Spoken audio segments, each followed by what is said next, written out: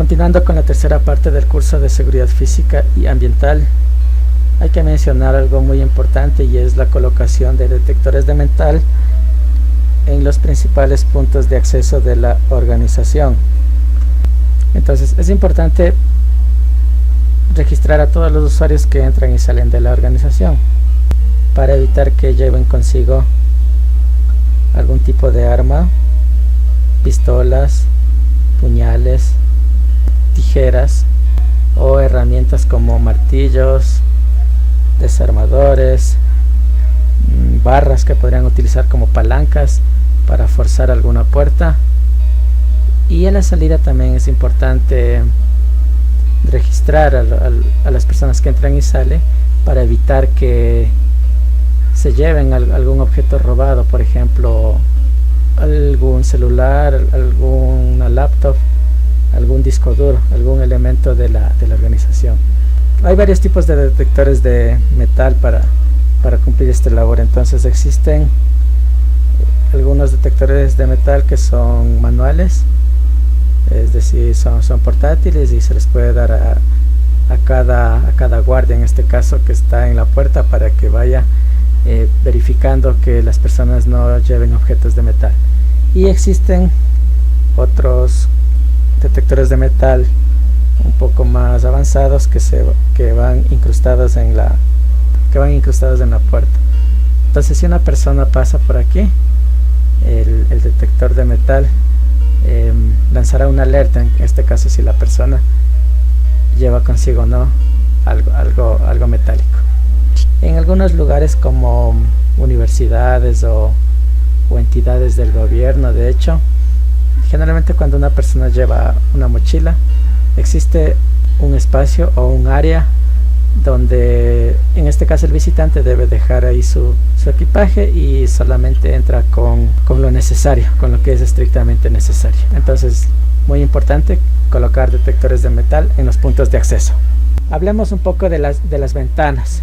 Entonces, colocar una ventana parecería un tema menor y no preocupante, pero si tomamos en cuenta algunos criterios, vamos a darnos cuenta que dependiendo del tipo o dependiendo del lugar donde lo vayamos a colocar, esta ventana puede tener diferentes tipos de vidrio, en este caso. Entonces vamos a ver aquí algunos diferentes tipos de ventana. Por ejemplo, las ventanas normales que hay en un hogar residencial, en una casa, se les llama ventanas de vidrio estándar. Sí, son muy económicas, pero ¿cuál es la desventaja? Que son fáciles de romper. Entonces, por ejemplo, en una organización no sería buena idea colocar estas ventanas en las afueras del edificio, es decir, en la parte principal, o por ejemplo en las casetas de los guardias. No sería buena idea, porque ciertamente estas ventanas deben ser un poco más resistentes que las ventanas que tienen vidrio estándar. Existe otro tipo de vidrio que se llama vidrio templado. Ya este vidrio se calienta y luego se enfría, y esto le da de 5 a 7 veces más resistencia que el vidrio normal. Entonces, para puntos de entrada, para lugares de seguridad como las casetas de los guardias, debe haber este tipo de vidrio templado. Existe también otro vidrio que es aún más fuerte, que es el vidrio acrílico. Es más fuerte que el vidrio normal. La desventaja, en cambio, es que este vidrio cuando se quema, digamos en caso de incendio, emite bastante humo tóxico. Entonces, al emitir el humo tóxico podría ser un peligro para las personas. Entonces no es tan recomendable, sobre todo en áreas donde exista, por ejemplo, materiales combustibles y sea alta la probabilidad de que exista fuego. Entonces, por ejemplo, en una gasolinería no sería buena idea colocar vidrios acrílicos cerca de las estaciones de gasolina, por ejemplo. Continuamos con otro tipo de vidrios que podemos colocar: vidrios con cables incrustados. Los cables incrustados dentro del vidrio evitan que el vidrio se rompa, bueno, al menos que se rompa con facilidad. Entonces, este tipo de vidrios se puede utilizar en espacios, por ejemplo, donde se guarden equipos informáticos, donde esté los centros de datos incluso, para que incluso el atacante, si logra romper el vidrio o si quiere tratar de romper el vidrio, no puede hacerlo, le resulta muy complicado. Este vidrio tiene un comportamiento algo similar al vidrio que son de los automóviles. En este caso, cuando el vidrio del automóvil recibe un impacto, no se rompe en pedazos, simplemente se triza, digamos, pero el vidrio permanece ahí. Otro tipo de vidrio es el vidrio laminado. Estos vidrios laminados son aquellos que tienen películas de plástico en el medio, que les da mayor resistencia, es decir, son más difíciles de romper. Entonces, en la parte interna de la organización se debería poner vidrio laminado para evitar que se irrumpa, digamos, violentando las ventanas. También algo importante para proteger la privacidad de la empresa es utilizar vidrios con películas.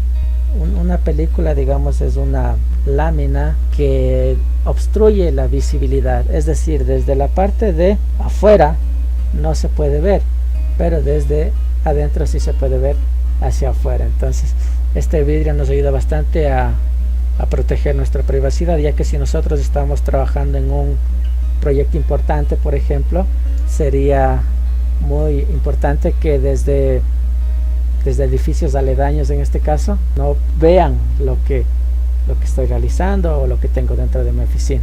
Vamos a hablar de la sala de ordenadores.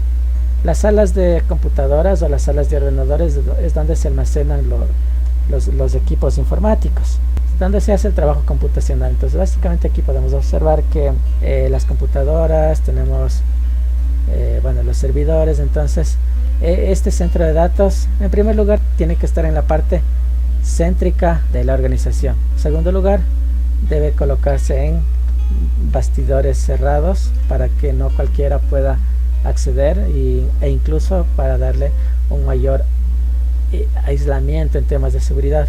El acceso al centro de datos tiene que ser estricto y tiene que ser controlado, es decir, no todas las personas deben acceder aquí, sino simplemente los trabajadores de esta zona. Ni siquiera deberían acceder aquí trabajadores de otras áreas como recursos humanos o contabilidad, sino solamente en este caso las personas que están a cargo de los servidores, a cargo de la infraestructura. Y si alguien de otra área necesita ingresar, debería sacar un permiso especial. Debe haber una política para este tipo de accesos. Este tipo de centro de datos deben tener una sola puerta, digamos, de acceso. Podría tener una puerta de emergencia, pero debe tener una puerta de acceso general. Entonces, para que sea, digamos, normalmente un único punto de entrada y salida. Incluso para el tema de limpieza tienen que tomarse medidas adecuadas. Por ejemplo, las personas que entran a limpiar los pisos, por ejemplo, deben tener igual su reglamento para evitar tocar o dañar algún tipo de elemento informático o producir accidentalmente un cortocircuito o algún tipo de accidente. La sala de computadoras debe tener una presión de aire positiva. En caso de emergencia, estas salas de computadores o centro de datos deben tener un interruptor de apagado de emergencia. Esto es importantísimo. ¿Por qué? Por ejemplo, en un caso de incendio, digamos, no va a haber tiempo de ir apagando las computadoras una por una. Entonces debe haber un interruptor de emergencia para apagar todo el centro de datos de una manera rápida y segura, y también para que el personal pueda desalojar aquí con el mayor tipo de precaución posible. En el centro de datos también deben existir extintores portátiles, ya que al ser equipo informático y que utiliza electricidad, también es probable que suceda algún cortocircuito. Puede ser por algún descuido de alguna persona o por alguna sobrecarga, etcétera. Entonces tiene que haber aquí extintores portátiles. También debe haber sensores de humo, sensores de fuego, en el caso de que algunos de estos equipos esté emitiendo, digamos, CO2 o esté por quemarse, entonces debe haber sensores de humo. También sensores de agua, obviamente, hay que cuidar mucho el tema de la temperatura en estos centros de datos, ya que si la temperatura es muy alta, los equipos informáticos se calientan y se queman, pero si la temperatura es demasiado baja, se produce condensación. Entonces hay que tener un control adecuado de la temperatura. Generalmente en los centros de datos se deben manejar techos falsos o pisos falsos, y ahí es donde se pone el sistema de climatización. Bueno, como les mencioné hace un momento, los niveles de temperatura tienen que ser adecuados, los idóneos en este caso. Humedad demasiado baja causa estática, y si hay electricidad estática, los equipos informáticos son sensibles a ser quemados, en este caso incluso con la manipulación de una persona, ya que una persona puede tener energía estática en su cuerpo y accidentalmente quemar algún dispositivo.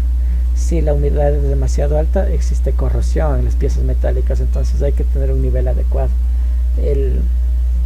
La sala de ordenadores debe tener sistemas eléctricos separados que el resto del edificio. Ya eso es muy obvio, ya que esta red, digamos, tiene que tener su propia línea de electricidad. Entonces en el caso de las organizaciones, por ejemplo, lo que se hace es, digamos, el suministro eléctrico se lo divide mediante breakers. Hay ciertos breakers que son, por ejemplo, digamos estos de aquí, solamente para la parte de los centros de datos. Ya, bueno, estos pueden ser para las iluminaciones, pueden ser para otras cosas, pero debe tener líneas solamente para los centros de datos. Es decir, hay que tener una gestión adecuada del suministro eléctrico. Es decir, por ejemplo, en el mismo breaker, digamos, que se conecta los equipos de los computadores, no puede estar, por ejemplo, ahí puesto los sistemas eléctricos de las puertas, por ejemplo, ¿sí? Entonces tienen que tener su separación adecuada. Vamos a hablar en esta diapositiva un poco de lo que es la protección de activos. Como recordamos en presentaciones anteriores, activo es todo bien que tiene una empresa. Sí, más allá de computadoras, estamos hablando de infraestructura, estamos hablando de máquinas, estamos hablando de automóviles, del edificio, estamos hablando incluso de las personas que trabajan. Entonces, todo ello se considera activo. Entonces hay que evitar, bueno, en los activos físicos en este caso, que los atacantes o que personas no autorizadas roben los activos. Algo que, digamos, es fácil de robar, o aparentemente fácil de robar en una organización, son las computadoras portátiles. Entonces hay que tener una gestión adecuada para evitar el robo de las computadoras. En este caso, bueno, computadoras portátiles, ya que por su tamaño, digamos, son fáciles de esconder en una mochila y ser sacadas de una empresa sin que se den cuenta. Entonces, para evitar este tipo de robos, en este caso de los activos, vamos a tomar las siguientes contramedidas o las siguientes buenas prácticas. Bueno, en primer lugar, lo que se debe hacer es tener un inventario de todos los activos, es decir, todo lo que tenemos en nuestra empresa, todos los equipos informáticos, computadoras, impresoras, televisores, teléfonos, todo lo que tenemos debe estar inventariado, es decir, debe estar registrado y debe incluir un número de serie. Entonces, con esto sabemos exactamente qué es lo que hay dentro de la empresa y podemos saber incluso la fecha en que se compró, en qué área está, y si es que falta algo, es rápido darse cuenta, por ejemplo, qué equipo es el que falta, qué equipo en este caso ha sido robado. En el caso de los computadores, de las laptops, de los tablets, de los celulares, es importante proteger los sistemas operativos. Entonces, para proteger los sistemas operativos tienen que estos equipos estar con contraseñas. Entonces aquí se debe gestionar de una manera adecuada la contraseña. Entonces, como se vio en videos anteriores, aunque un sistema operativo esté con contraseña, existen herramientas que pueden saltarse ese sistema de seguridad y acceder a la sesión del usuario. Entonces, en este caso, los equipos también deben tener una contraseña, pero a nivel de BIOS, para evitar que el atacante, bueno, aunque robe la computadora en este caso, pueda acceder a la información del disco duro. Se debe usar cifrado para que no se pueda leer la información. Cuando se vaya de viaje, por ejemplo, hay que tener también mucho cuidado. Hay que tener cuidado con el equipaje cuando se vuele. Normalmente cuando son viajes de negocio, con nosotros llevamos un celular o llevamos una tableta, llevamos algún equipo informático, entonces hay que tener cuidado en este aspecto. Es importante también dentro de las organizaciones no dejar computadoras portátiles desatendidas, es decir, si tengo mi estación de trabajo, tengo que ser muy cuidadoso, por ejemplo, el momento de salir y dejar, por ejemplo, una computadora iniciada la sesión. Entonces siempre tener cuidado con eso. Algo importante al momento de salir es cerrar la sesión. Una sesión, por ejemplo, de cualquier computador que esté en Windows, simplemente presionando las teclas Windows L, nosotros podemos hacer que este equipo se bloquee. Entonces es tan fácil como eso. O en el peor de los casos, digamos, si es que queremos tener medidas un poco más estrictas de seguridad, deberíamos llevar nuestra computadora a donde vayamos. Hay que instalar software de seguimiento en computadoras portátiles. Esto es muy importante. Existen en el mercado software de tipo LoJack. Bueno, este software se instala en el BIOS de la computadora y funciona así de manera similar al software LoJack de los vehículos. Entonces, en caso de robo, digamos, este software lo que hace es, a petición del usuario, eliminar permanentemente toda la información en el disco duro. Ya, entonces aquí tenemos algunas contramedidas importantes para la protección de los activos, y también pueden haber más contramedidas adicionales. Entonces habría que revisar un poco a fondo la metodología CPTD o de pronto otras metodologías adicionales para la seguridad física, pero bueno, aquí ya les damos algunas ideas que podrían utilizar. Algo importante también dentro de la empresa, también los activos es el dinero o documentos importantes o joyas, por ejemplo. ¿Ya? Entonces, cuando son este tipo de bienes físicos, digamos, de gran valor, lo que se debe hacer dentro de las empresas es manejar correctamente lo que es el uso de cajas fuertes. Entonces existen varios tipos de cajas fuertes donde podemos almacenar esto. Entonces, por ejemplo, hay cajas fuertes que son de tipo incrustado, que van dentro de las paredes. Hay cajas fuertes que son de piso seguro, es decir, que van en el suelo. Podemos ver aquí, por ejemplo, hay cajas fuertes que son con combinación, hay otras cajas fuertes que son electrónicas, ¿ya? Hay cajas fuertes que son, bueno, un poco menos seguras, pero también que pueden ser utilizadas dependiendo de lo que queremos almacenar. Entonces, dependiendo del bien que queremos manejar, se debe utilizar un tipo de caja fuerte. Por ejemplo, en el caso del dinero, sería muy importante utilizar bóvedas, así como en los bancos, reforzadas obviamente, para que en caso de que exista un saqueo, en caso de que exista, digamos, una intrusión, evitar que los atacantes puedan robar el dinero o los documentos importantes. Y entonces también es importante gestionar adecuadamente con la utilización de las cajas fuertes. En esta presentación vamos a hablar un poco de sistemas de soporte interno. Ya, los sistemas de soporte interno básicamente hacen referencia a los sistemas eléctricos, ya que estos suministran la energía, el poder. Y bueno, el poder es de vital importancia para el procesamiento de los datos, ya que sin energía la organización básicamente perdería su razón de ser. Creo que no existe en el mundo ninguna empresa, ninguna organización que pueda trabajar sin energía.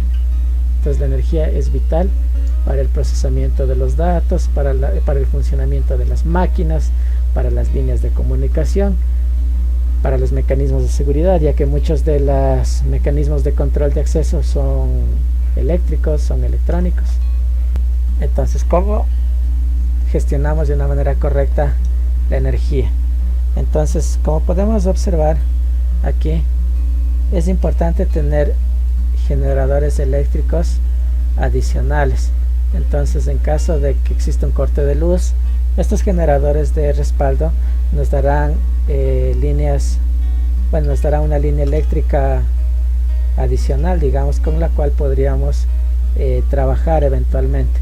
Este generador obviamente no va a brindar toda la potencia que la potencia eléctrica que la empresa requiere.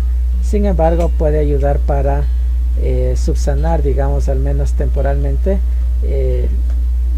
las falencias que se produzcan por falta de energía eléctrica. Bueno, además de eso, se debe tener controles adecuados para gestionar la energía, como son, por ejemplo, los UPS, en este caso, ¿no?, para que no se quemen los equipos cuando se va la luz o cuando hay un corte eléctrico. Dentro de los UPS existen dos tipos que podría utilizar una empresa, que son los de online o los de standby. Ya. Vamos a ver aquí cuáles son los principales problemas de energía eléctrica. Entonces, hay interferencia de energía que le impide obtener energía limpia. Esto se llama ruido de línea.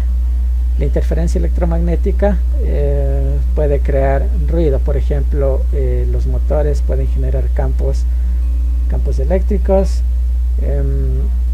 En el caso de los celulares, en este caso, si nosotros tenemos un celular, para poner otro ejemplo, si nosotros tenemos un celular y por ejemplo aquí hay un microondas, las ondas que produce el microondas produce ruido. Por eso generalmente cuando estamos cerca de un microondas, en este caso, y queremos realizar una llamada, probablemente esta llamada no salga o tenga una señal demasiado baja, ya que hay dispositivos que emiten ciertas frecuencias que producen ruido y evitan que haya un flujo correcto de la comunicación en este caso.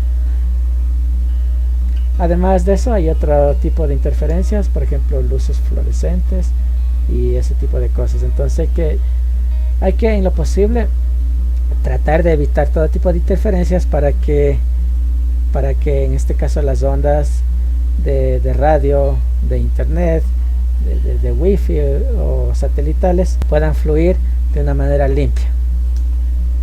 Vamos a ver aquí tres aspectos donde la energía eléctrica puede ser suministrada de mala manera. ¿Qué pasa en la organización, por ejemplo, cuando se produce un exceso de energía eléctrica? Entonces, bueno, cuando hay un exceso, una sobrecarga de energía eléctrica, se produce lo que se llama picos, que es un alto voltaje momentáneo. Entonces digamos que tenemos una afluencia normal de la energía. Entonces un pico es un sobresalto que se excede del umbral normal que tenemos registrado para el flujo de energía. Entonces estos picos pueden hacer que dispositivos electrónicos como impresoras, como teléfonos, incluso computadoras, reciban un daño, y en este caso la fuente de poder sería afectada, incluso podría dañarse dependiendo de qué tan alto es este pico de voltaje. En el caso de que haya escasez de energía, los equipos no van a funcionar adecuadamente. Entonces, por ejemplo, cuando es muy bajo el voltaje y la energía, digamos, cuando es muy bajo el voltaje las máquinas no funcionan con toda la potencia que se requiere y probablemente se apaguen, probablemente no brinden, digamos, el funcionamiento o la eficiencia que se está requerida. Entonces hay que mantener un flujo constante de acuerdo a lo que requiera cada equipo.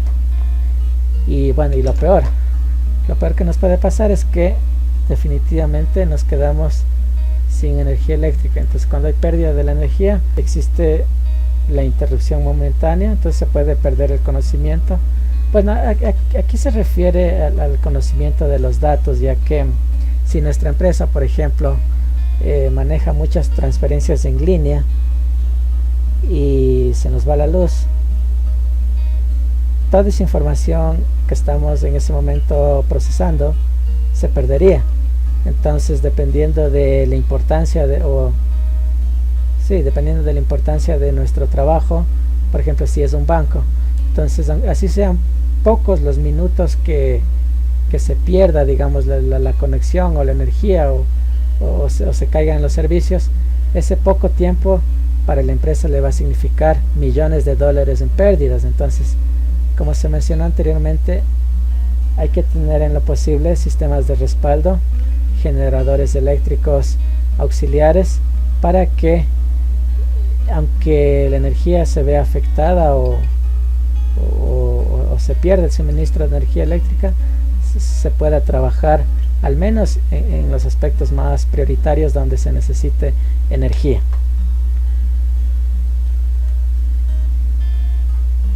Bueno, a manera de resumen, cuando se enciendan un montón de dispositivos eléctricos, ¿sí?, computadoras, impresoras, los sistemas eléctricos de seguridad, las demandas de energía suelen ser mayores y por ende esto estresan a las fuentes de alimentación. Entonces hay que tener unas fuentes adecuadas igual para este tipo de manejo de la gestión, para evitar las caídas de voltaje. Por ejemplo, si tenemos, digamos, unas 20 computadoras, si tenemos aquí unas 20 computadoras o 20 equipos informáticos, entonces no sería una idea buena, por ejemplo, si aquí tenemos el tomacorrientes, no es una buena práctica que todos estos equipos vayan al mismo toma de corriente, ya que estaríamos en este caso estresando la fuente. Entonces lo ideal en este caso es distribuir y crear varias fuentes, varias tomas de corrientes, para que la carga de todos los equipos informáticos no saturen la fuente. Sí, en ese caso. Incluso en los centros de cómputo no se suele conectar todos los equipos informáticos en un solo punto, sino que se tiene una distribución adecuada para evitar la sobrecarga. Obviamente, si aquí estamos conectando los equipos informáticos, sería una pésima idea conectar en esta fuente la lavadora o las aspiradoras o los equipos de limpieza eléctricos. Otras prácticas para la gestión de energía: use protectores contra sobretensiones en las computadoras de escritorio. Entonces estos son los famosos UPS o Regulamatics, que nos ayudan a gestionar de una manera más inteligente la energía. ¿Sí? Entonces debe haber por cada computador, o bueno, en el peor de los casos, por cada 2 computadores debe haber un UPS para gestionar correctamente. Entonces, en caso de que la luz se vaya, este dispositivo lo que ayuda es que el equipo no se apague de golpe, sino que se vaya apagando poco a poco correctamente, y que de esta manera se evite la quema de discos duros, de fuentes de poder. Otra buena práctica: emplee un medidor de potencia para detectar cambios de corriente. Entonces, frecuentemente en las empresas se debe ir midiendo la potencia eléctrica que está entregando cada toma corrientes, en este caso, o cada punto eléctrico. Entonces, hay que ir midiendo porque con el paso del tiempo obviamente también se van desgastando los cables, el cobre, el material, por ejemplo, de estos regulamatics también se van desgastando, entonces hay que frecuentemente ir midiendo para ver si los dispositivos eléctricos entregan la misma potencia. Obviamente con el pasar de los años va a ir deteriorándose. Otra buena práctica, use reguladores o acondicionadores de línea en salas de computadoras, obviamente para evitar cualquier tipo de sobrecarga.